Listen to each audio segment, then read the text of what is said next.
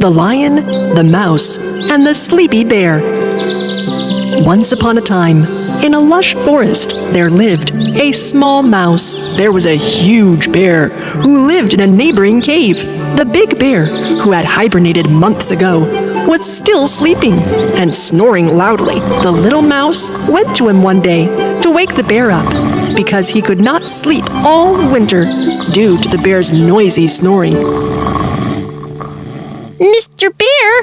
Hey, Mr. Bear! Hey! Summer has come! You can wake up any time now! However, the bear still did not wake up. The little mouse came to the bear this time with a bugle. He blew vigorously into the bugle. But the bear continued to sleep. While the little mouse was wandering sleeplessly in the forest, he met several animal friends. What happened, little mouse? Why are you sad? Don't ask, guys. All winter I could not sleep because of the bear snoring, and he still won't wake up. Maybe the lion can help you. What? Why would I go talk to him? Because the lion roars so loud that everyone jumps up the instant they hear his loud voice. Though the little mouse was a little scared by the thought, he went to the lion, the king of the forest, to request his assistance. The lion was sleeping in front of his cave. The little mouse was terrified when he saw the mighty beast, so he decided to give up his plan and go back home. But when he accidentally stepped on a branch in front of him, the big cat woke up and a tiny trembling voice reached his ears. What's that noise? What are you doing in front of my cave? Well, king of the forest, sorry to wake you up.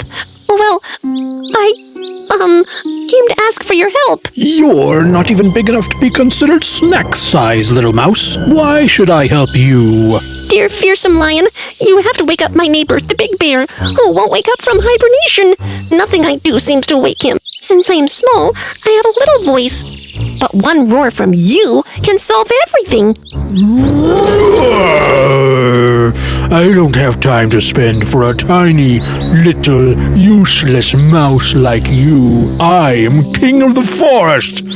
The lion walked away without helping the mouse. He went to a corner where no one could see him. He leaned against a tree and started to itch like crazy. The lion was so itchy that he didn't want anyone to see him like this, because he was the king of the forest. The little mouse, on the other hand, was coming home sadly and heard wheezing from the depths of the forest. Back is so itchy. He went to where the voice came from, and he saw the lion. Moreover, the lion was itching himself non-stop and looking rather silly in the process. The mouse immediately approached the lion. When the lion saw him, he stopped itching, but it was clear he was still in pain and discomfort due to the itch. Mr. Lion, what happened to you? I don't know, mouse. I don't know. I can't stop itching myself. Oh.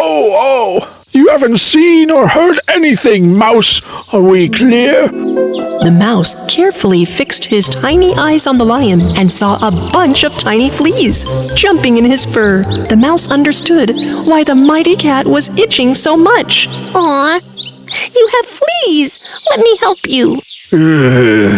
How can you help me? You're just a little mouse. Leave me alone.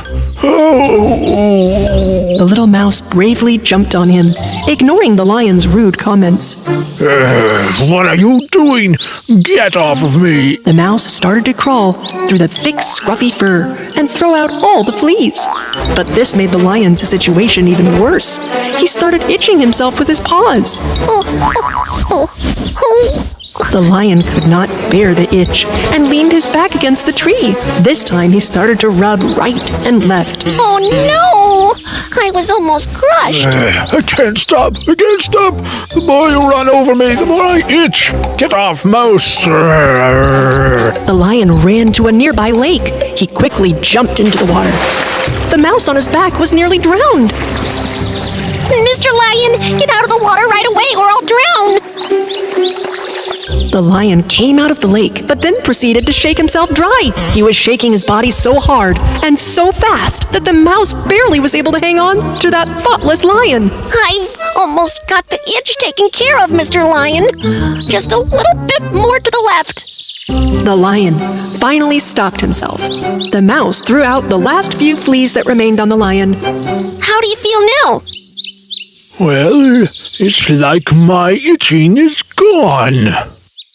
Because I have cleaned all the fleas for you, sir. The lion was very embarrassed with how rude he was. When you asked for help, I looked down on you, Mouse. But you still did everything in your power to save me from this difficult situation. Thank you. You're welcome, Mr. Lion. Come on, hop on my back, and I'll take you home. When the little mouse and the big lion arrived at the mouse's home, they heard loud snoring sounds flooding out of the big bear's cave. Huh? What's that noise? They then entered the cave. Ah, you were right, Mouse. Summer has come. The big bear is still sleeping. The lion, the king of the forest, took a deep breath and roared so powerfully right into the ears of the big bear that the stone floor of his cave shook. Thanks to this powerful roar, the bear finally woke up and ran out of the cave. Huh? What happened? Is there something wrong? What happened? Did the sun come out? Is it summer? Where is it? While all the forest animals laughed at the big silly bear.